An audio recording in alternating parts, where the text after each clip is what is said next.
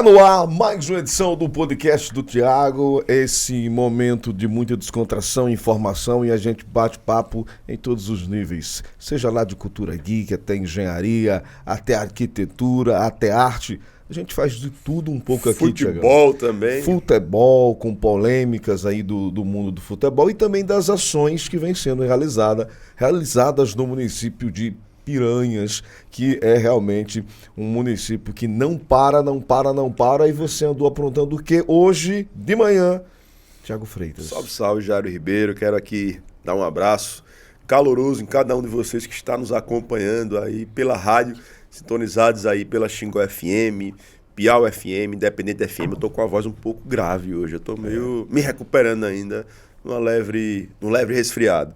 E a turma da internet também, que está aí nos acompanhando pelo YouTube, pelo Instagram, seja sempre muito bem-vindo ao nosso encontro semanal, que a gente traz aqui essa prestação de contas. Falando um pouquinho, vou falar aqui, hoje já iniciamos aqui o dia já, com algumas atividades, e trazendo também alguns convidados que trazem sempre assuntos relevantes aqui. A gente gosta de compartilhar com vocês, porque o podcast do Thiago é cultura também, meu irmão. Cultura formal, cultura informal, enfim.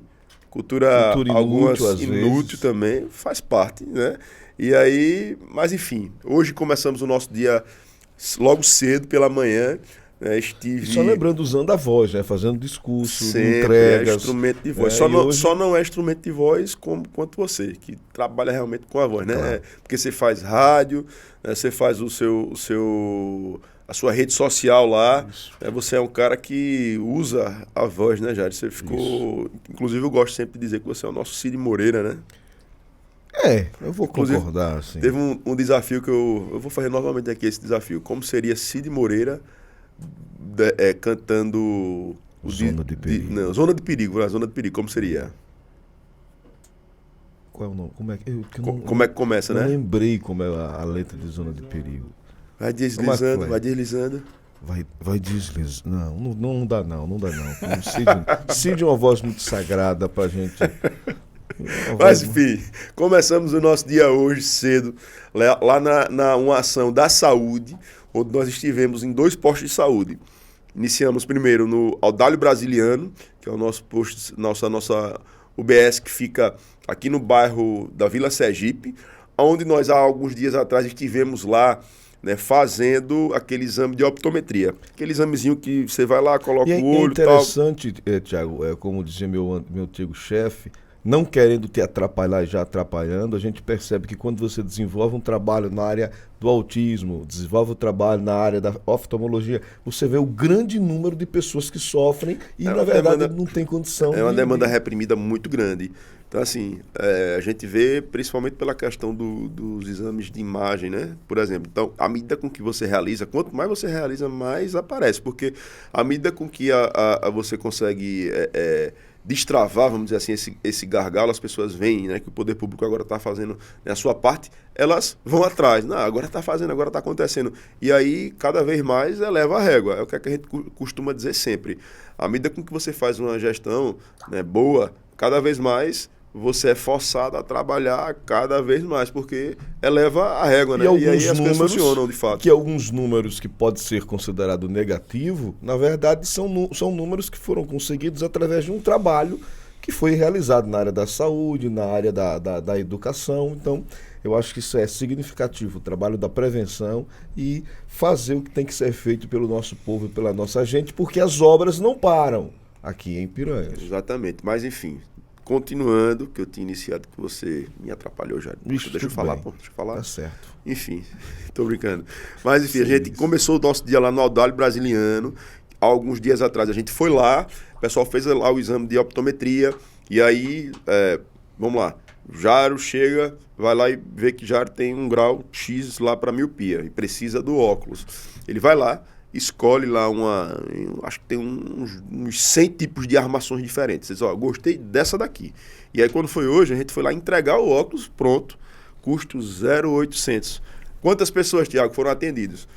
Em Piranhas, sede, né, que Piranhas, eu costumo dizer, é o município todo. Mas a gente fala, Piranhas sede, quando tá no Piauí, não, porque lá em Piranhas é tudo. Mas enfim, Piranhas sede, entregamos 100 óculos de grau. e fomos na sequência lá para o José Clay Dias, né? A Unidade Básica de Saúde, lá no Piau, distribuímos mais 100 óculos. Então a gente reafirma, né, o compromisso, né, do prefeito Tiago Freitas, dessa gestão Juntos por um Futuro Melhor, que obviamente tem que dar um mérito a quem é parceiro e quem abraça. Juntamente com o Instituto IGPS, que é um grande parceiro dessa gestão, conseguimos fazer mais essa entrega, né, tão importante.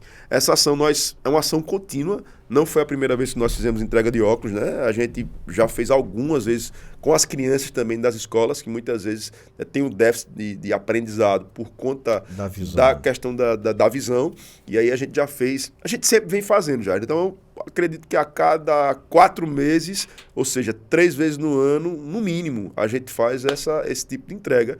E hoje eu tive a satisfação de ir lá, né, para a gente levar mais essa ação tão positiva, né, que sempre as pessoas agradecem, né, porque muita gente não tem condição, né, de custear, né, um óculos, no mínimo, seja para no mínimo R$500, no mínimo.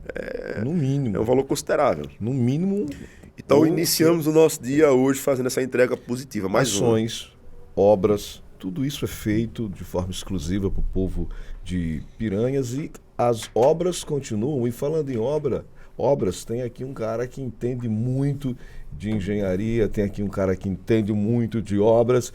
E Piranhas, Tiago Freitas e obras para o povo, ô Tiagão, isso aí é algo já corriqueiro aqui no podcast, mas apresenta o nosso convidado. Eu vi que você estava fazendo ali uma notinha já para falar das obras. Piranhas é um canteiro de obras. Porque fica difícil, é tantas obras, é um canteiro, né, de obras, é tanta coisa que muita gente chega aqui. Rapaz, teve uma pessoa que chegou para mim e disse assim, rapaz, a impressão que eu tive foi que pegaram a cidade assim, arrancaram a cidade e colocaram outra cidade no lugar. Então a gente fica lisonjeado, né, quando a gente vê esse tipo de comentário.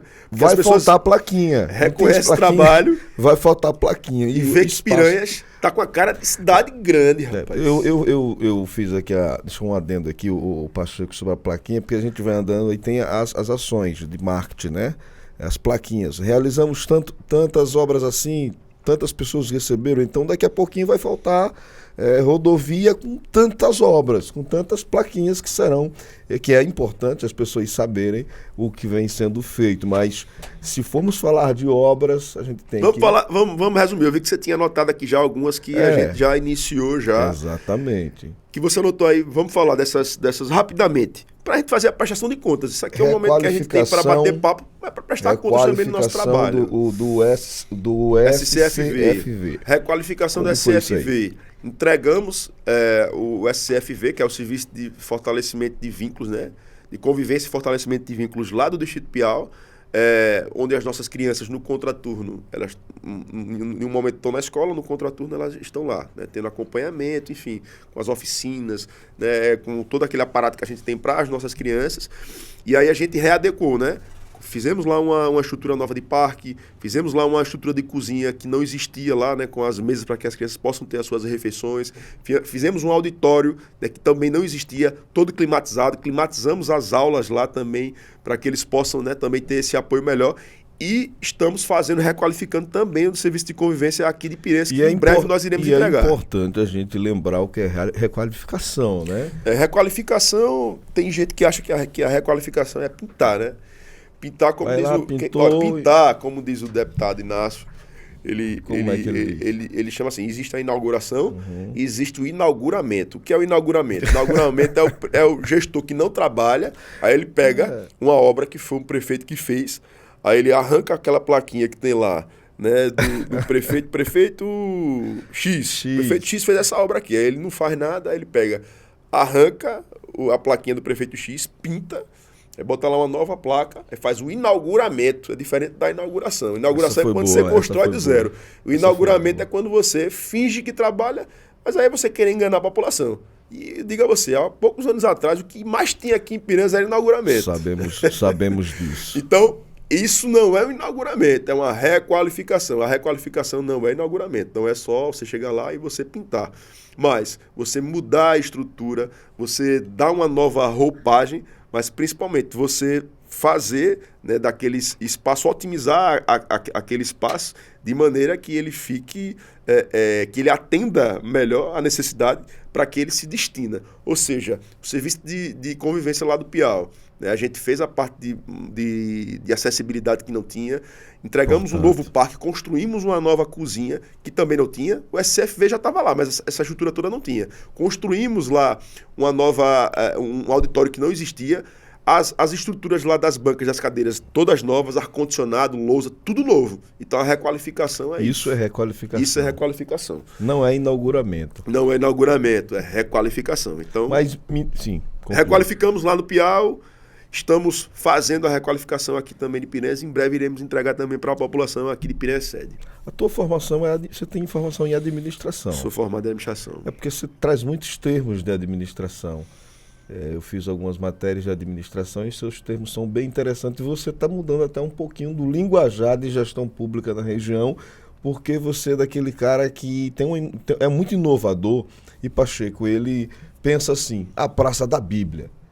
Já tem um espaço muito legal do pessoal. Do Food Park. O Food Park. Nós entregamos. Foi uma requalificação também. Imagine agora a questão da Praça da Bíblia. Fiquei muito curioso como será esse espaço, mas eu acredito que vai ser um espaço daquela galera, não só os religiosos, mas quem quisesse sentar, fazer uma reflexão e sentir ali um ambiente diferente. Isso é uma coisa nova também. Isso, ali na Avenida Batalha. E poderá receber eventos, o pessoal das igrejas poderão se reunir. As cruzadas, enfim, serão realizadas lá.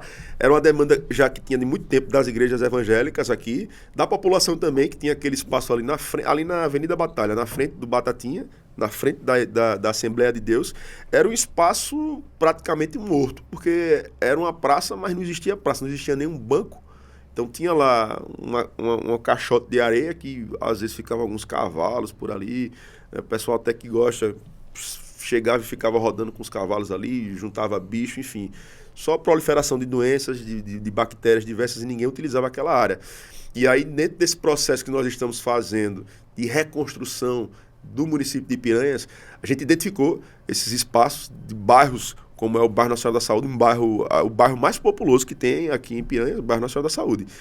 Esse mesmo bairro que nós entregamos a requalificação, né, do lado do Food Park da praça, que não existia, e a gente criou e deixou aquela praça totalmente com vida, né, com parque, com academia de saúde, ela toda pintada, com aqueles espaços lá para que os vendedores ambulantes, né, para que o pessoal que tem os food trucks possam estar vendendo, né, diariamente, e virou ali um ponto de encontro, né, uma praça de alimentação ao céu livre.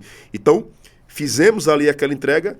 E posteriormente, acredito que aí dentro dos próximos meses iremos entregar para a população também mais essa grande conquista, que é a Praça da Bíblia, que vai embelezar ainda mais a nossa cidade, né, que vai ter mais um espaço público para que as famílias possam, né, se reunir, para que as crianças possam brincar, né, para que as igrejas possam fazer suas festividades, independentemente das igrejas, que a gente possa também possibilitar a realização de outros eventos, por que não?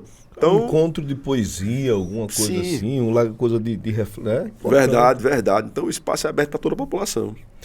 Podcast do Tiago aqui sempre é um bate-papo leve, descontraído. Inicialmente nós estamos falando sobre as ações que a gestão vem realizando. E aqui, né, eu e o Totó tenta, né, escrever quantas ações, mas se for para sentar aqui, João Paulo, escrever as ações só desse ano, são muitas, mas brevemente para a gente falar hoje, que está em curso já. Você chegou em Piranhas, você mora em Pão de Açúcar, você vem para cá, ajuda a gente aqui, trabalha, e quando você chega, você já viu que ali à direita, né, no acesso que tem ali na frente do posto Ipiranga, que tem o primeiro posto, que é ali o posto de Tião, aí vai reto, segue para Piranhas, pega direito ali o caminho que nem vai para Canindé. Você já viu como está ficando também ali lindo, né? Não está pronto ainda não, mas está quase pronto aquele novo espaço onde tem a Maria Bonita, o Lampião, aquele pórtico lá, da Lapinha, do Sertão, né? Tudo bonitinho, tudo organizadozinho. Então isso está em consonância, né, com o trabalho que nós iniciamos dessa requalificação, né, das nossas entradas, né, dos nossos bairros, que é exatamente isso que a gente está fazendo lá no bairro Nossa Senhora da Saúde, e aquilo que a gente está fazendo também lá no Piau, que vai começar a fazer, que eu vou dar ordem de serviço também lá na Lagoa Nova e também em Entre Montes, porque a gente tem que trabalhar nos nossos 4 quadrantes aqui do nosso município. Então, isso vem nessa mesma linha, assim como a rotatória ali da frente da G9, você já viu como é que tá. Isso. Aquilo ali era uma coisa perigosa, inclusive. Ficava alguns food trucks ali, funcionando precariamente, entre o canteiro que tinha lá e a rua. Aquilo ali era um perigo. Um perigo para o pedestre que estava ali passando, um perigo para as pessoas que estavam lá trabalhando, para quem estava lá tomando seu açaí. E ficava uma coisa desorganizada. Então, o que foi que nós fizemos? Reordenamos essa parte dos food trucks, onde nós criamos lá o food park da praça. E nesse espaço, a gente fez ali aquela rotatória toda bonitinha, que também está ficando uma coisa linda, não está pronto também ainda não, de maneira que a gente consegue direcionar melhor o trânsito para que a gente possa ter mais segurança, que a gente possa ter mais comunidade e que a gente possa também deixar a nossa cidade mais bonita. Então, Piranhas hoje, as pessoas chegam e dizem assim, rapaz, Piranhas está com cara de capital. E é graças a esse trabalho, a esse trabalho que a gente faz, visando, sim, obviamente, proporcionar essa sensação de você, poxa, minha cidade é uma cidade bonita, mas principalmente ser funcional. Mas não perde aquela identidade cultural, aquela coisa histórica, a exemplo do pórtico, né? De Lampião e Maria Bonita, que é a essência muito aqui do cangaço. A gente tem que trazer, e você sabe que o nosso centro histórico, né? A gente fala, porque o centro histórico ele é tão importante quanto todos os recantos do nosso município. Porém, o centro histórico é aquilo que atrai a maior parte dos nossos turistas, né? Então, o centro histórico ele é tombado. O centro histórico ele é a nossa vitrine para o Brasil e para o mundo. E ainda falando nessa mesma esteira desses investimentos, dessas obras que estão acontecendo, a gente no próximo dia 3 de junho, né, será a emancipação política de Piranhas, né, teremos o nosso forrogaço, que serão nos dias 2, 3 e 4, e nós iremos também ter algumas entregas muito importantes no dia 3 e na semana da emancipação e no mês da emancipação.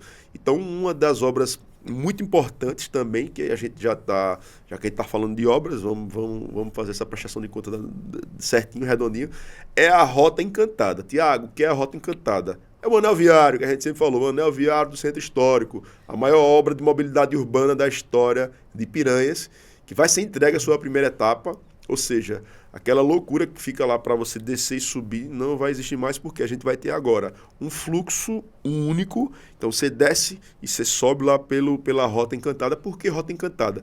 Todos vocês devem se lembrar... Eu acho fantástico a forma como vocês se inspiram em coisas bonitas, em palavras bonitas. Né? Todos vocês devem se lembrar do Cordel Encantado, que foi uma novela que foi gravada, aqui, novela das 6 global, e parte das gravações foi gravada aqui em Piranhas. Quando você pega o anel viário, que é a Rota Encantada, né, batizada agora como Rota Encantada, você se depara com a vista do rio, é uma coisa linda.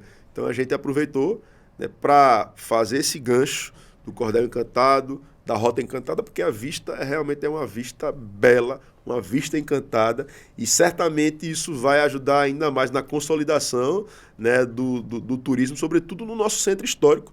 Também uma realização, mais uma realização, que está prestes a ser entregue, assim como o SEC, que é o nosso Centro de Especialidades em Reabilitação, ou seja, as nossas crianças que são portadoras de necessidades especiais, elas terão agora, né, melhores condições, porque antes precisava se deslocar para outras cidades, para outros centros. Já há algum tempo a gente já funciona na estrutura já do município, mas agora vai ter muito mais, uma estrutura muito melhor para que a gente possa proporcionar esse acompanhamento aqui dentro de Piranhas, e essas crianças elas não precisam se deslocar para outras localidades. Então, essas...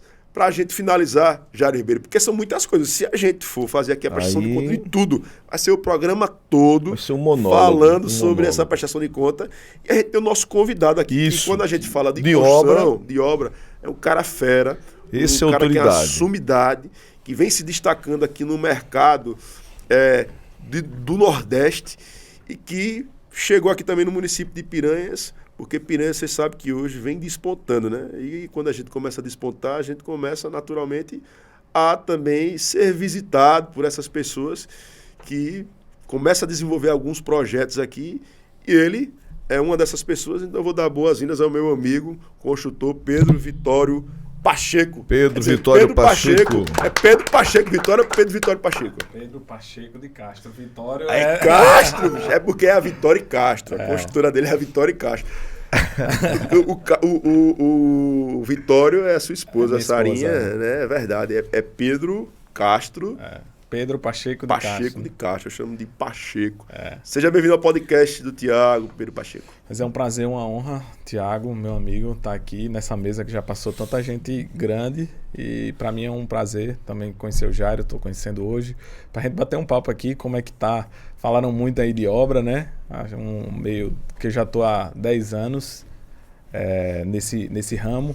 E queria dar já os parabéns a você, porque é impressionante mesmo. Eu ando aqui em Piranhas já há um bom tempo, não como morador, mas como um turista mesmo, alguém que vem visitar Piranhas, e é impressionante em tão pouco tempo o quanto mudou. Quanto mudou é notório, né? Vocês que são do município já conseguem visualizar isso, mas a gente que vem periodicamente é mais impressionante ainda, porque a gente não se acostuma. Cada vez que a gente vem, às vezes de uma semana para outra ou de 15 dias, já mudou muita coisa. Então, parabéns, Tiago, por essa visão, pelo zelo que você tem tido pelo município e obra.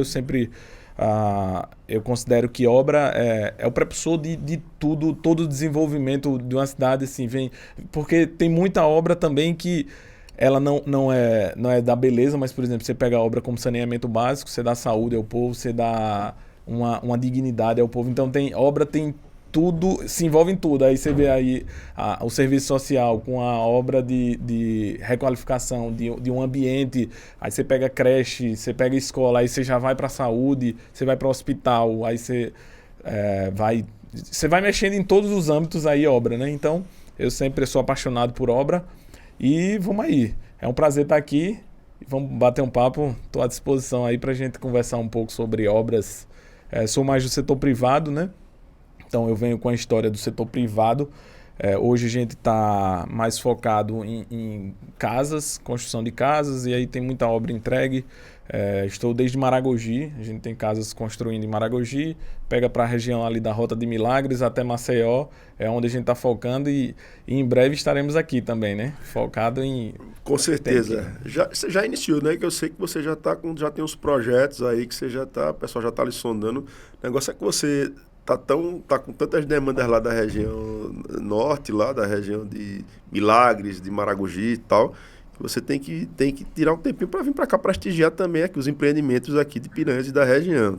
Tenho certeza que isso é uma questão de tempo. Com certeza. Mas, Pedrinho, eu queria fazer aqui uma pergunta para você. A gente vê que esse mercado, né, de construção, inclusive a gente teve aqui recentemente, né, com o Fagar, né, que é um parceiro também, amigo, um parceiro seu, né, um parceiro, inclusive eu conheci o Fagar através de você. E uma das coisas que a gente que eu questionei ao Fagar foi o seguinte: à medida com que as tendências vão mudando, né, vão acontecendo, a gente meio que tem uma certa homogeneidade dos projetos, né? Então você vê um projeto hoje em Milagres, aí tem um outro projeto, sei lá, um projeto que seja para praia. E a gente vê similaridade de um projeto para outro. Como se diferenciar nesse mercado que tem pessoas que são competentes e que teoricamente faz ali um trabalho equiparente? Como se destacar, melhor dizendo, diante de um mercado desse competitivo que tem tanta gente boa?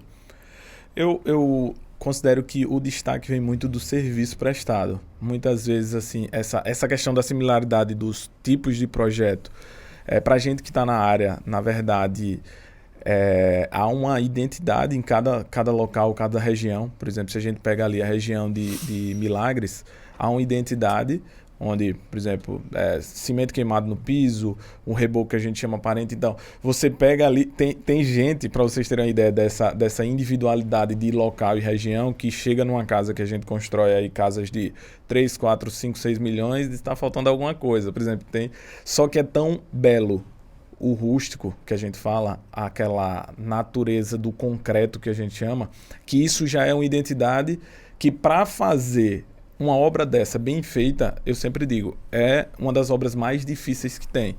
E aí eu considero que, para se diferenciar nesse mercado, se você vai para... Pega uma situação como essa, que são casas, é só o cimento queimado, a gente ouve isso. É só um cimento queimado no piso, é só uma parede, bota lá o reboco. Qualquer um faz. Qualquer um faz.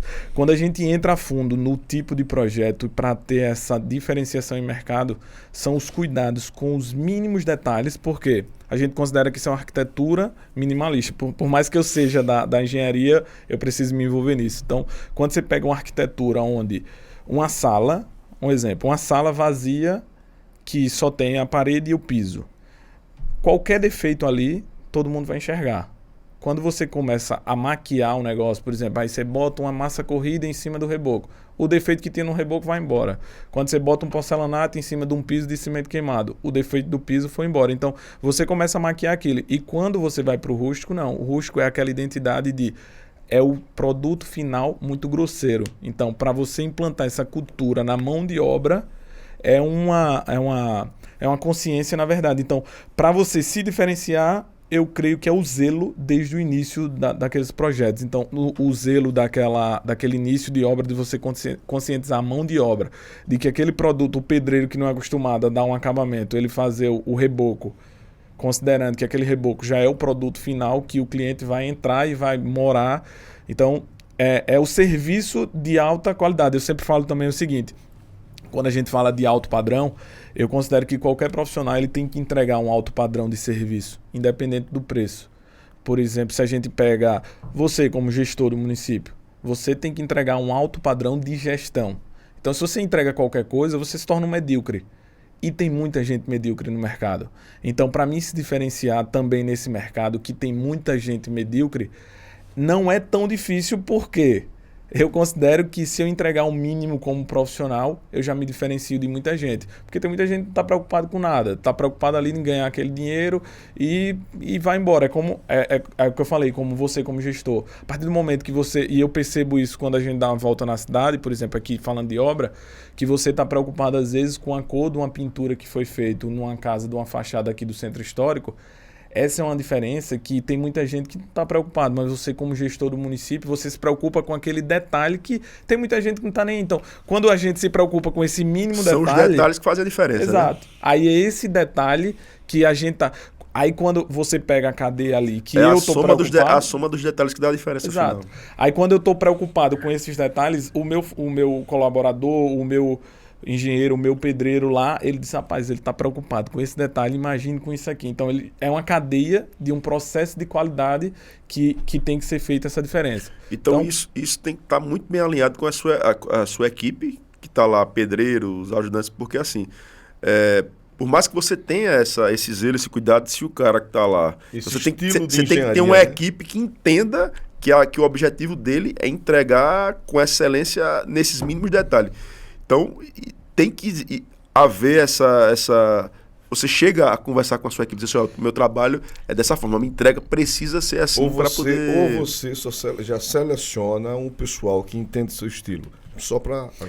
Essa é uma demanda que está complicada hoje em dia. A gente chegou a ter, por exemplo, na construtora, mais de 200 funcionários na nossa construtora. Então, para a gente conseguir achar qualificação de todos os profissionais nesse tempo de pandemia que houve, desse tempo que houve um boom da construção civil, não é tão simples. Então, a ideia é implantar cultura nos gestores, para os gestores passarem essa cultura para a mão de obra lá, que a gente chama do pedreiro, do ajudante. Então, eu considero... A gente entregou agora, por exemplo, uma casa lá em Milagres, que a escada é toda de concreto e ela é liquidal, ela é redonda.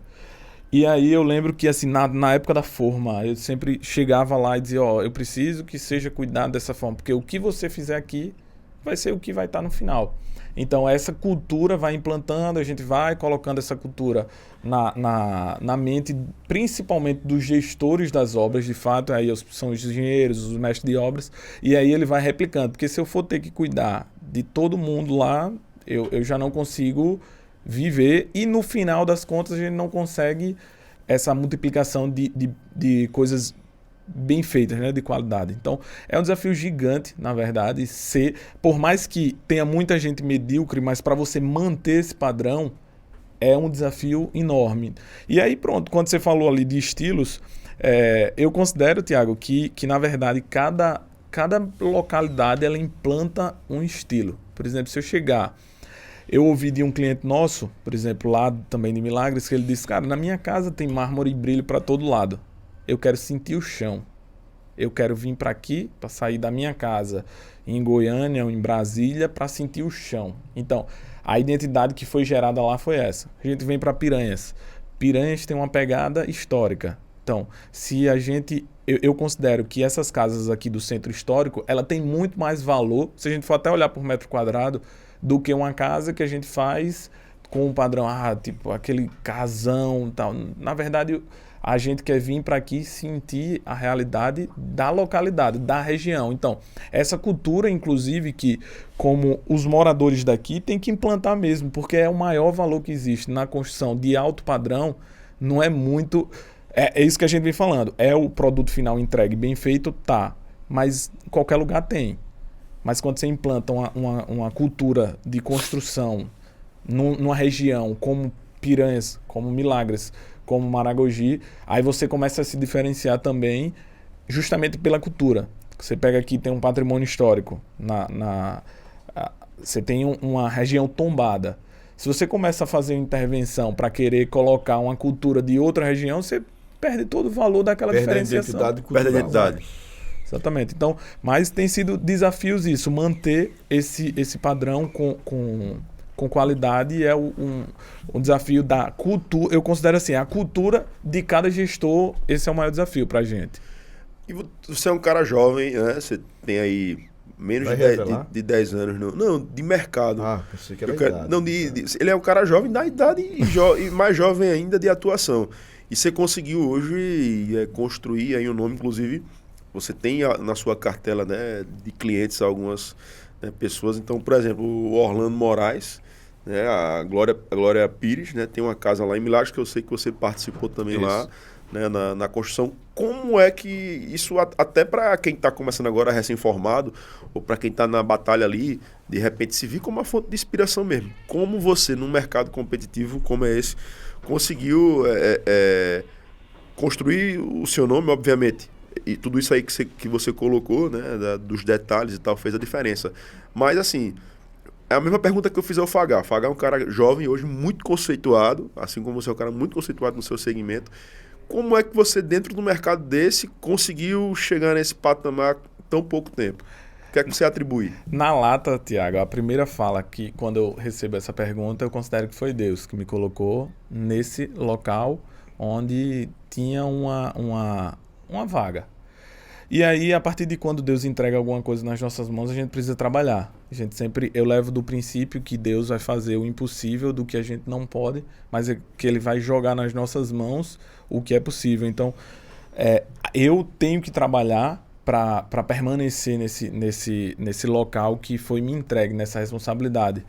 Quando a gente pega na Bíblia a parábola dos talentos, que a gente a um entregou um talento, o cara enterrou o talento, a outro entregou 5, o cara multiplicou. Então, eu considero que primeiramente foi Deus com certeza que me colocou nessa posição. E falando em trabalho em si, o que eu mais considero que há um valor é o amor que eu tenho, a entrega que eu tenho, a responsabilidade que eu tenho a qualquer cliente. A gente fala de alguns clientes. Então, hoje a gente tem clientes, por exemplo, eu tenho um cliente que mora em Londres. Eu tenho clientes Brasília. Eu tenho clientes que eu nunca encontrei, na verdade. E a gente tem clientes dos Estados Unidos que entra em negociação. Então, o que é que eu posso fazer? Eu dou meu todo. O tudo que eu tenho de conhecimento, de amor, de entrega, e é isso que me fez. Para mim, não é mais um cliente, ou porque o cliente está longe, ou porque o cliente está perto, que eu vou ser diferente. Eu tento, na profissão, entregar tudo o que eu tenho de conhecimento e de amor para aquilo. Além disso, tem as parcerias de fato, como você falou aí do Fagá. Fagá virou um grande amigo nosso. A gente se conheceu numa obra, foi interessante, porque eu peguei a obra daquela blogueira, a Marina Ferrari. Era um apartamento pequeno, que já ela foi para fazenda e tal. Então, um apartamento que era um projeto do Fagar, uma pessoa me indicou para fazer o apartamento dela, e eu não esqueci o Fagar me falando. Ele disse, a gente não se conhecia, e quando ele entrou no apartamento, ele disse, rapaz, quem é esse construtor? Porque eu nunca vi um zelo tão grande por uma obra que é um projeto meu. E a partir daquele dia, ele tentou me ligar, inclusive eu não atendi naquele momento ele, porque eu não tinha o contato dele, enfim, a gente se desencontrou. E aí ele disse, cara, eu preciso andar com esse cara. Eu preciso que ele execute os meus projetos. O resultado dele depende de alguém que na ponta execute da forma que foi projetado. Exatamente. E o zelo de limpeza, aí é onde entram os detalhes. Por exemplo, eu sou muito preocupado com limpeza nas nossas obras. Eu sou muito preocupado com o cuidado. Tá lá uma bancada de mármore, vamos tentar proteger ao máximo, vamos tentar fazer tudo. Então, eu acredito que num caso desse, como a gente fez, era de uma pessoa famosa, vamos dizer, hoje a Marina Ferrari tem mais de 5 milhões de seguidores, mas eu queria cuidar como se fosse meu mesmo, como aquele cuidado da obra. Então, é um dos exemplos que eu cito que foi o que me diferenciou nesse mercado. É esse cuidado com...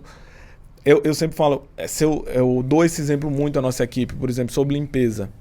A gente já teve em casas, por exemplo, que são feitas de chão batido, e você deve conhecer, Thiago, o Jário pode conhecer, que são varridas. São limpas, as panelas são muito limpas, areadas. Então, a gente vê que sujeira independe da condição que tá o negócio. Independe do chão batido, não vou varrer porque o chão é batido. Não, tem como deixar limpo sim. Pedro Pacheco, gostaria de fazer uma pergunta que é uma curiosidade minha. Pode ser até que a gente saia um pouquinho desse assunto, mas eu acredito que não, porque a gente está falando de propósito. Uhum. Essa é uma obra minha que vai ficar eternizada na vida de uma família. Eu estive, Tiago, uns 30 dias numa comunidade na zona rural de um município, e nós estávamos fazendo um trabalho de filantropia, trabalho bem legal que a gente faz com as famílias, e a gente entrava assim, casas de taipa, mas assim, o chão era tão lisinho, tão limpinho, as paredes eram construídas de forma tão... E aí a gente sabe que é uma engenharia do conhecimento popular, de que as pessoas há muito tempo atrás moravam e existiam pessoas que passou a vida inteira. Mas se a minha reflexão e a minha pergunta é exatamente isso. A forma como você faz a coisa. É incrível, Thiago, a casa que eu entrei de barro, de taipa, o chão, o zelo, como o chão ele era perfeitinho. Né? Então, exatamente isso. É isso que você falou. Você chega lá, né, uma coisa não tem nada a ver com a outra. Né? A condição social, né, financeira, social, não tem nada a ver com você ser uma pessoa limpa, organizada e inversamente da mesma forma. Às vezes você chega em casas de pessoas que financeiramente falando tem uma condição social, né, muito boa, e é tudo podre, né? Tudo sujo. E eu falo isso, assim, fazendo esse paralelo com obra, eu tenho uma máxima que quando eu chego numa obra nossa que tá suja, eu volto e quando limparem, eu tenho condição de entrar nessa obra. Então a minha equipe entende por quê.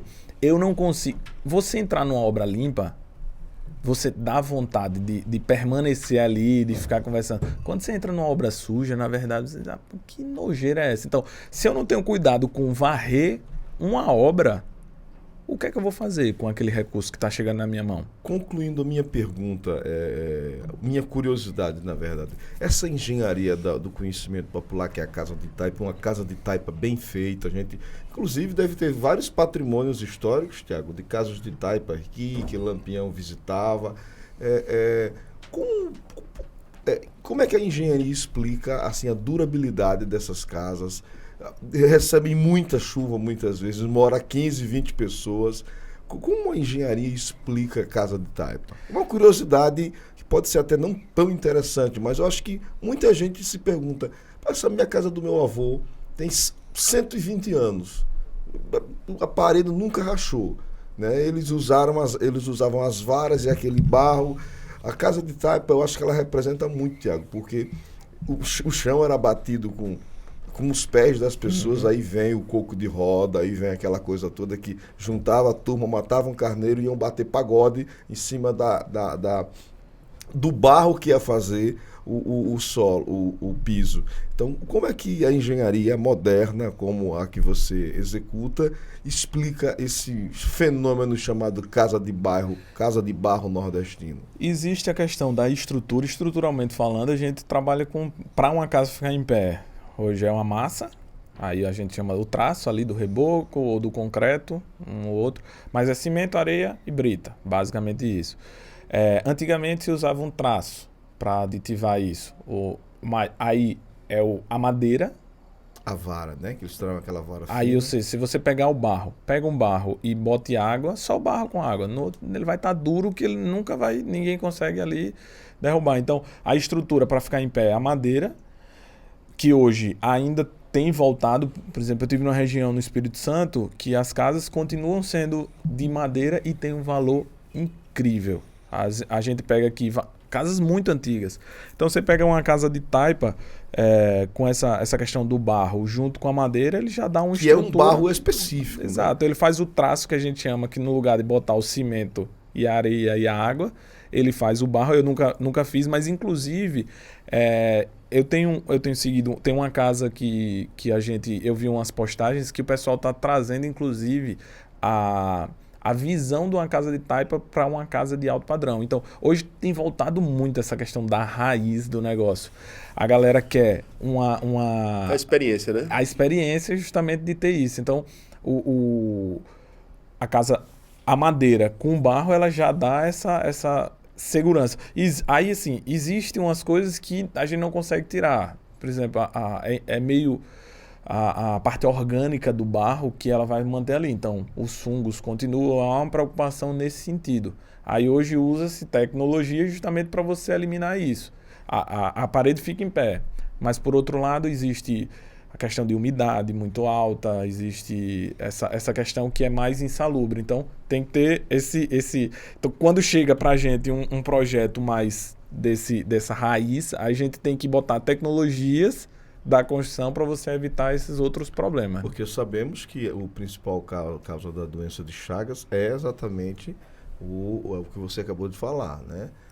Que é essa questão, que as pessoas naquela época têm muito doença de Chagas e outras por conta, né, da casa de taipa, que ainda em muitos municípios por aí, Tiago, é uma realidade.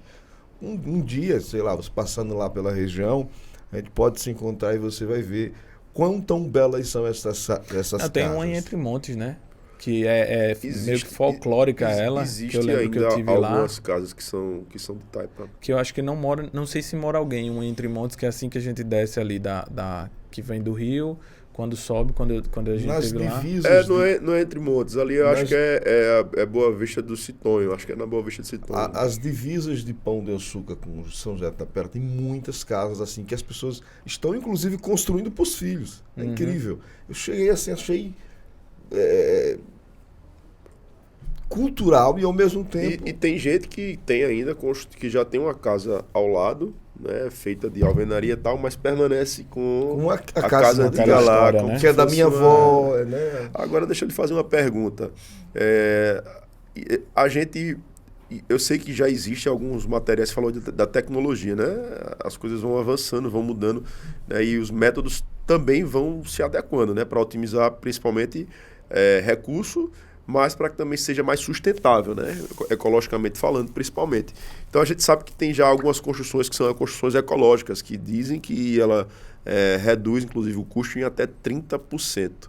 O que é que você tem a dizer e se você acredita que esses novos materiais, essa nova tecnologia vai substituir, por exemplo, você vai para os Estados Unidos, né, ou na Europa, boa parte já não usa alvenaria. Aqui no Brasil ainda é um dos lugares que utiliza alvenaria. E, assim, por que aqui ainda persiste essa cultura da alvenaria, se existem outras soluções aí que, economicamente falando, são mais viáveis e ecologicamente falando também são mais, como é que se posso dizer? Alternativa. Mais prático. Né? Mais prático. Eu já estudei muito, a gente já foi muito assim a fundo nisso, porque quem está de fora tem uma visão exatamente que por que não dá certo no Brasil. Então, eu considero que são alguns pontos no Brasil que não dá certo. Por exemplo, hoje em Maceió já é uma realidade o steel frame, por exemplo. Tem casas sendo feitas que é na mesma tecnologia americana, que às vezes usa a madeira ou não, mas são casas de estrutura metálica que a gente chama de metal leve, não é o metal mais pesado, é aquele o aço pesado, é o aço leve. E estilo essas creches, os CISPs, né? Ali é um material. Exato. E que qual já vem é pré-moldado, né? Que já vem. Que foi até bom monta. você falar isso. Qual a diferença? Por exemplo, como é uma CISP dessa? Você como gestor pede para mudar ou já chega pronto e tem que ser feito naquela planta? Exatamente, ele já vem pronto. Ele Então, o projeto é a mesma. Você chega numa creche cria, por exemplo, a mesma creche cria aqui do bairro Nossa Senhora da Saúde é a mesmíssima, o mesmo projeto, mesmo tudo. Quando você entra, você sente que você está na outra, de lá da Lagoa Nova. E aí, porque eu considero que é muito difícil no Brasil essas situações, porque culturalmente a gente brasileira, assim, na nossa realidade de cultura, quer a individualidade. Se você tem uma casa branca e seu vizinho faz uma branca, no outro dia ele diz, rapaz, eu quero pintar de vermelho porque eu não quero que fique igual. Então, eu considero que essa cultura do steel frame, quando você começa a personalizar tudo, já não se torna tão viável a velocidade que a gente implanta naquela construção. Quando você pega, eu quero esses módulos dessa forma aqui e tal, beleza, fechou. Vamos fazer, vamos. Então, você dá uma velocidade gigante na obra, você é uma construção que é sustentável, então ela não tem muito desperdício, porque um dos maiores problemas da questão ambiental é o desperdício que há de quebrar, de refazer. Só que você, para uma construção dessa, você precisa uma parede que vai ter um armário. Por exemplo, você precisa definir o parafuso onde vai ser encaixado antes de começar aquela obra, porque o tipo de parede já diferencia onde vai ter aquele armário ou não. Você acredita que as pessoas não no Brasil têm uma resistência, né, a esse tipo de construção por conta ainda do medo? Dizendo, não, aí prefiro de uma casa com... Era isso que eu ia falar. Aí, outra cultura do brasileiro tocou na parede e tá oco, acha que vai cair. Então, são essas duas culturas que existem, tanto da personalização, que se torna uma obra, o que é rápido na obra do steel frame, que é um dos exemplos desse tipo de obra, é porque O que é o steel frame? É tipo gesso? Tem o gesso, é uma estrutura metálica que você vem com placas de gesso ou placas cimentícias. Iguais às dos CIPs. Exato. Seria uma... Só que tem várias outras hoje. Por exemplo, existe... A Minha Casa Minha Vida usou muito a forma de concreto. Então, ele já vinha, ou concreto pré-moldado seria com placas de concreto que ia fazendo ali, você dá uma velocidade. Só que, mais uma vez, todas iguais. Você pega 200 casas, 300, tem cálculos que só vale a pena você construir em forma de casa a partir de 200 unidades. Então, você vai para fazer uma, não compensa. Tem os blocos de isopor também com PVC. Tem várias... Blocos de isopor com PVC. Então são várias utilidades. Só que eu vejo muito a personalização impede um pouco de evoluir, principalmente no meu caso, que trabalho com o altíssimo padrão, né? Então o alto luxo meio que não consegue ver uma casa com a parede oca e quer personalizar tudo.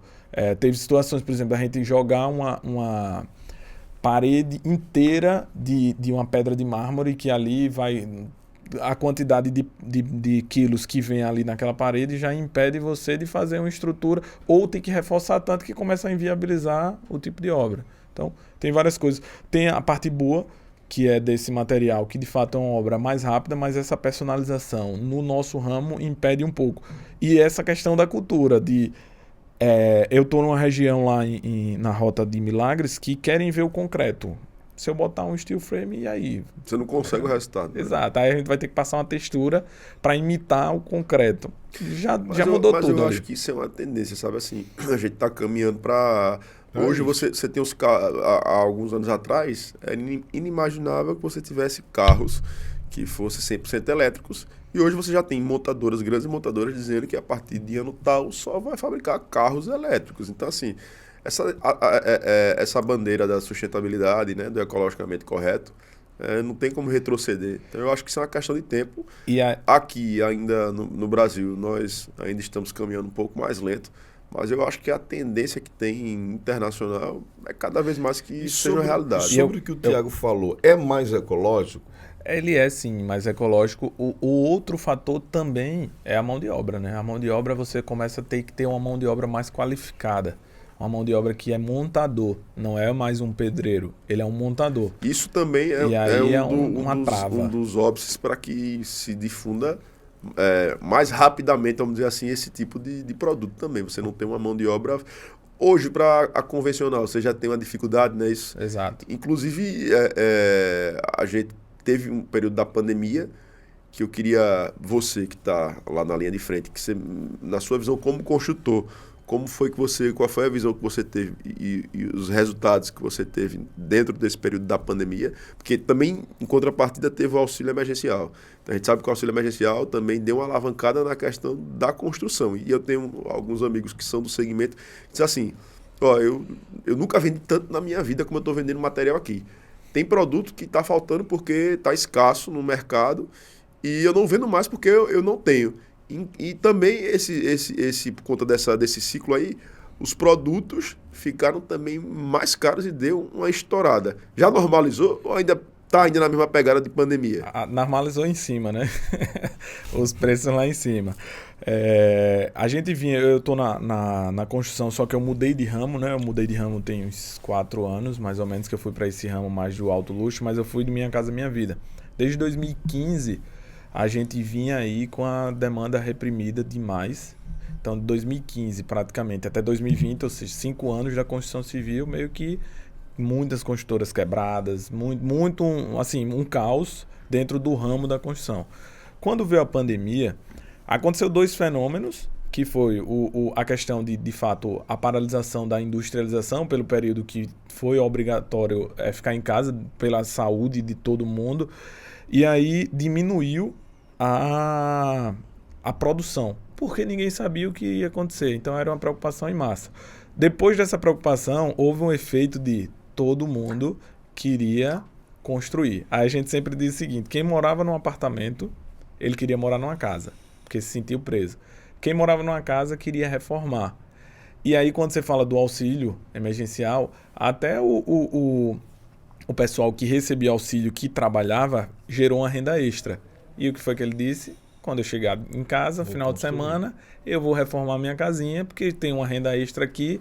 Então, vem uma demanda gigante em todos os lados, que baixa produção na indústria, com o aumento da demanda, você gerou um problema sério de inflação. Então, tem produtos que a gente aumentou. Eu lembro, os principais, na verdade, foram os materiais de exportação no Brasil, ou de importação, né? Porque o setor ele trabalha da mesma forma. Por exemplo, o aço, o cobre, foram os principais, na verdade, vilões de... Não só eles, né? Mas a gente pega aí o cabo de cobre, o cabinho que eu comprava R$40, R$45, uma peça de cabo, eu estou comprando hoje a R$200. Então, é 4 vezes o valor. O aço subiu 3 vezes o preço do quilo do aço. Então, começou a ter essa demanda e aí foi um problema generalizado que até hoje não se normalizou, porque logo depois da pandemia, quando a gente imaginava que ia se normalizar, veio a guerra lá da Ucrânia com a Rússia. Então, você vê que afeta tudo, a cadeia completa. E aí, por último agora, veio um movimento que foi da mão de obra escassa. Porque gerou essa demanda toda e hoje a gente já não tem uma mão de obra. O que é que está acontecendo com os bons pedreiros, os bons pintores? Eles estão aumentando o preço da diária dele, porque já também aumentou a feira, aumentou o preço do mercado. Então, já é uma cadeia completa. Sempre falo que a construção civil ela movimenta todo o ciclo, né? Desde uma grande indústria, como uma mineradora como a Vale do Rio Doce, que está exportando um ferro, um aço para a China, quanto o mercadinho ali vizinho do bairro, que o pedreiro está ganhando mais dinheiro e está comprando na venda ali. Então, ele movimenta tudo, né? De um ao outro. Pacheco, acho que todos os podcasts a gente comenta aqui, que essa questão da inteligência artificial, nós sabemos que existem construções, né, 3D. Já tem as impressoras. Impressoras, e a gente sempre fala de profissões que irão se acabar. Você acredita que com a vinda dessas tecnologias, exatamente o pedreiro precisará aprender a ser montador? Ou não? Ou vai ter sempre um pessoal conservador? Uma percepção minha é que a personalização impede que a inteligência artificial ela sobreponha qualquer segmento, na verdade. A personalização, se a gente pegar um setor como a arquitetura, que é muito mais até do que o meu, porque o meu setor é de gestão de pessoas, por mais que seja uma impressora, por exemplo, que vai imprimir uma casa, como a gente já tem visto, alguém precisa gerir aquela obra. De alguma forma, eu, como engenheiro, como gestor, eu vou gerir aquilo. Mas uma arquitetura, que é só desenho de um projeto, só que eu digo assim, eu sei exatamente o valor que existe no projeto, mas quando você entra para personalização do detalhe, a inteligência artificial, ela, até hoje, eu não consigo visualizar que ela consegue, porque cada caso é um caso. Chega um cliente nosso, um exemplo assim que eu vivenciei, a gente entregou uma casa que o proprietário tem um filho autista, e na hora de fazer o banheiro, o box ficou pequeno porque o filho dele já estava grande e precisava aumentar o box. É um detalhe tão no detalhe por causa daquele cliente que tinha um filho autista que precisava de um banheiro mais acessível, mas que não era um banheiro de acessibilidade de cadeira de roda. Era uma acessibilidade para num box ele ter um filho que tivesse mais espaço porque ele gostava de espaço.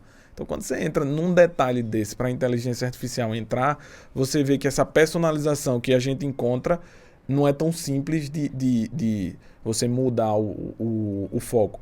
Existe uma automatização, por exemplo, medicina. Medicina existe a robótica já é uma atual realidade. Só que se não tiver um médico para conduzir o robô ao detalhe, o robô não vai fazer sozinho. O que eu já ouvi falar de alguns médicos, assim, qual é a diferença do robô? O robô ele vai no detalhe que a mente do médico está pensando. Porque muitas vezes o médico ali na mão tem uma tremida, tem alguma coisa. O robô ele vai no detalhe que o médico está ali raciocinando. Então, eu creio que na construção já existe, de fato, uma automação em várias coisas na área da gente, mas que eu considero que não vai se acabar, né? A engenharia vem desde das pirâmides lá do Egito, vem da história antiga, sempre precisou de uma engenharia ou de um arquiteto para se pensar num negócio ali que fosse mais viável para todo mundo. Então, eu considero que não é uma ameaça. Os jardins suspensos da Babilônia. Na verdade, Deus é o arquiteto do universo quando ele diz, né? Vamos criar ali. Pra gente finalizar, Jairo Ribeiro, que a nossa hora já tá chegando pertinho aqui do fim. Eu tenho aprendido demais. Fazer uma pergunta aqui. Você falou aí das torres do Egito e tal. Você, enquanto engenheiro, qual foi assim, o monumento, a obra, a localidade que você foi, assim, que você viu que você ficou mais impactado? Que a gente sabe que tem muita coisa aí pelo Brasil e pelo mundo afora. Mas de todas as engenharias, de obras de engenharia que você viu, que você ficou assim mais abismado, que você ficou mais surpreendido assim, qual foi a que você poderia mencionar e que você já viu com seus olhos assim, pessoalmente, obviamente? Tem um dedo de Deus na cabeça desse arquiteto. Rapaz, é porque assim, se a gente for botar Deus, assim, uma das coisas que mais me impactou foi quando eu atravessei as Cordilheiras dos Andes. Ali, um sobrevoo sobre aquela imensidão das cordilheiras, assim, eu lembro como hoje que esse cara, como a gente é pequeno para aquele negócio, como é pequeno, mas em se tratando de engenharia, eu considero, é difícil, assim, deixa eu lembrar, tem pegou, porque assim, são muitas coisas que a gente vê de monumentos gigantes, quando a gente, porque eu vou para a história, por exemplo, eu lembro de umas obras que me impactaram, que quando eu tive na Itália, por exemplo, não sei se vocês já ouviram falar do vulcão, um vulcão que explodiu e na verdade a cidade inteira foi Pompeia, não? Pompeia, exatamente. Aí quando eu entrei lá, que eu vi as ruas de Pompeia e aquelas estradas, as paredes em pé, eu acho que foi uma das obras que mais me impactou. Dizer, cara, cidade sobreviveu, a cidade, ou seja, o tijolo, a estrada, tava lá, as marcas de pintura, por exemplo, lá tratava muito isso, tanto que tinha um prostíbulo, por exemplo, lá, que as marcas das pinturas estavam ainda na parede. De como eram as cenas que eles faziam, tinha os setores, os banheiros lá, então me impactou bastante, porque aí quando a gente fala de obras de engenharia, é um mundo, na verdade. Isso me pegou porque justamente eu vi que sobreviveu Bacana. a um negócio gigante. Eu acho que de todas que eu vi, eu acho que Roma, você tem construção do período de antes de Cristo, né? Você vê ali o Coliseu, você vê ali o Fórum Romano. Então é uma coisa assim que você fica realmente impactado. Eu acho que das que eu pude ver, realmente assim, que me marcou foi essa. O Jairo disse que a que mais marcou ele foi o Cristo Redentor de lá de Pão de Açúcar. Isso. Sensacional. Sensacional. Que se você for olhar uma obra daquela do ano que foi construído até o dia de hoje, já teve alguma intervenção lá? Não. Ainda não, mas assim, é sensacional o Cristo Redentor de Pão de Açúcar. Cara. E o Cristo Redentor e o Renato Filho, prefeito do Pilar, vai fazer o Cristo Redentor do Pilar, né? Diz que vai ser o maior do mundo, vai ser o do Pilar, não vai ser o do Rio, não. Mas assim, vou puxar a sardinha agora. O de Pão de Açúcar é a localização em cima do morro, né, do morro do Cavalete, com a visão assim, você vê. É incrível, de frente tem Niterói. Então é uma coisa meio Rio de Janeiro, né? É sério. De fato. Não sei se você já visitou o Cristo Redentor. Não, eu sei qual, mas nunca vi. Está convidado desde já. Vamos ver aí pra gente. E a gente Deixa-me só falar de uma engenharia balística, que eu tenho lido, eu estou lendo muito sobre os árabes, e os muros da cidade de Constantinopla. É incrível você ler sobre essa história, dessa guerra. Eu acho que uma coisa assim, impactante também deve ser a Muralha da China. A Muralha da China também. Se você pegar essas obras de história, aí você pega... Aí vou trazer para vocês aqui de Piranha, né? Para você ver o que marca é a história, né? Não é aquele monumento em si, mas é o que tem por trás daquilo, né? Então, acho que vale a pena uma reflexão, inclusive, para todo mundo daqui da região de Ipiranhas, nesse centro histórico, de que vale muito mais a história do que o tijolo, né? Então, tem muito isso, essa questão aí. E a minha pergunta foi que um engenheiro, mais de 30 sultão tentaram derrubar os muros de Constantinopla, e só Maomé II conseguiu, porque um cara que veio do nada, simplesmente construiu uma coisa consistente, e foram muito tempo para derrubar os muros, mas eles conseguiram derrubar. Porque essa engenharia antiga ela é tão forte? Eu creio que é o volume na verdade, hoje também Você já viu uma parede de igreja, meu irmão? Hoje, mas é isso que eu falo, assim, você pega ali no Japão, por exemplo, por causa daqueles terremotos, a engenharia de lá, os caras adaptam aos terremotos, ou seja, imagine... Vocês vão fazer isso aqui já para... Já tem molas, entendeu? Para se acontecer algum terremoto ali, você já faz o balanceamento para não acontecer nada incrível. Aí, assim, até hoje, na verdade, a gente fica impressionado lá de trás, terremoto, né? Casas anti-terremoto. Exato. Né? Então, você pega aí a engenharia é linda por causa disso, porque ela precisa se adaptar à sua realidade ali, né? Rapaz, eu poderia ficar aqui o dia todinho falando sobre isso aí, sobre obras, sobre intervenções, enfim, sobre arquitetura. É sempre muito bom. A gente está recebendo aqui esses convidados, mas infelizmente já nosso tempo é limitado.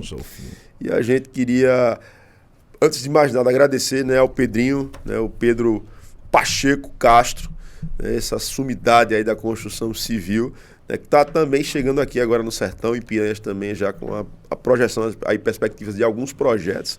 Certamente, né, vai ser aí um ganho muito grande, porque Piranhas é esse destino turístico que vem cada vez mais se destacando, e esses empreendimentos, ao qual você, né, com certeza faz parte e ajuda, né, a construir, são importantes aqui também para a nossa região, porque eleva, né? E aí a gente ter profissionais do seu quilate vindo para aqui para a gente é sempre um motivo de alegria muito grande. Então, Pedrinho, deixar aqui com você para fazer suas considerações finais. Posteriormente, Jairo Ribeiro, a gente fazer nosso fechamento final. Então, agradeço. É até uma curiosidade pro Pedro, interessante, não sei se você viu naquele dia que você foi lá conosco, que a torre da igreja de Belo Monte não é na frente, é atrás. É atrás. Que levou um engenheiro a pensar dessa forma. A gente tem que ir para a história, então acaba trazendo... E hoje virou um diferencial. E hoje virou um diferencial. O pessoal vai para lá para ver. Por quê? A torre ficou no lado oposto, né? Então ninguém imagina, é algo que o cara entra para a história porque pensou, sei lá, diferente. Eu não consigo entender, cara. Assim. Essas questões de torre, tem a Torre de Pisa, né? Também. Entrou pra história porque ela é tombada, porque arriou um pouquinho, né? Se ela fosse reta até hoje... Era mais uma torre. Era mais uma torre. Engenharia é realmente algo incrível. Mas eu agradeço demais aqui esse bate-papo. Obrigado, Tiago, Jairo. E, assim, de fato, o Piranhas tem se destacado. É público e notório. E não só eu, mas como outros construtores que a gente sempre ouve falar, tem estado nas mesas de construtores para entrar de fato em Piranhas. Então, a gente tem visto o Rio São Francisco já é uma realidade histórica. Eu considero que alguns desses projetos que estamos vendo aqui pode virar algo de relevância mundial, não falo nem apenas nacional, porque são coisas que a gente quer fazer para levar Piranhas para o mundo, na verdade, por essa história, pelo Rio São Francisco que tem aí, pela história de Lampião, Maria Bonita. Você vê que é uma realidade que muitos que aqui estão talvez não tenham noção do quanto ainda há uma projeção da cidade. Então, estou aqui, agradeço demais a receptividade do povo de Piranhas para a gente executar alguns projetos aqui. Então, se Deus quiser, em breve a gente vai estar por aqui fazendo história, né? Também. Com certeza. Isso aí. E o Pacheco foi o único convidado que não disse, posso levar a caneca? Porque ele já tem. Né? Tiagão, a gente fica por aqui. Semana que vem tem mais. Semana que vem vamos falar de um assunto bem legal que todo brasileiro Vamos ficando por aqui. Esse mês tem convidado especial ainda, né? Também tem. Então, fique aguardando que tem convidado especial ainda. Bem resenha também. Bem resenha também, que vai vir para cá para bater esse papo legal com a gente. Nosso encontro semanal. E a gente vai ficando por aqui, pessoal. Você que acompanhou, a gente agradece aí a sua participação, a sua paciência por estar aqui juntamente comigo, com o Jairo Ribeiro, né, com os nossos amigos aqui do Background, Jorge McFly, Ranieri Brito, Focado Vence, o Cairo, o Nego Cairo. E recebendo aqui essa visita especial do Pedro Pacheco. Que pretende ir à Espanha logo após os Estados Unidos. Cairo. Rapaz, esse negócio da Espanha tá uma zoada, né? Mas isso é pauta para um próximo podcast. Um próximo podcast. Mas é uma coisa horrível, ridícula. Enfim, fica só a seguinte reflexão. Todos somos iguais. Perante a lei, perante Deus, perante todo mundo. E com essas palavras abalizadas do meu amigo aqui, Jairo Ribeiro, a gente vai ficando por aqui, pessoal. Até a próxima semana. Tem mais podcast do Tiago. Bate-papo leve e atual. Valeu.